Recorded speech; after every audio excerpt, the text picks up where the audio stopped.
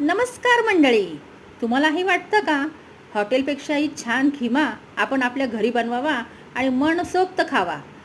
मग तर हा व्हिडिओ आहे फक्त तुमच्यासाठी. त्यासाठी आपण पहिले 2 कांदे चिरून घेतले, 2 टमॅटोची प्युरी करून घेतली आणि फोडणीला आपण तेल घालून त्यामध्ये थोडी दालचिनी आणि 4 मिरे घातले. त्यामध्ये कांदा फ्राय करून घेतला आणि आलं आणि लसूण आपल्या घरची पेस्ट त्यामध्ये घातली आणि छान खमंग त्यात फ्राय करून घेतलं.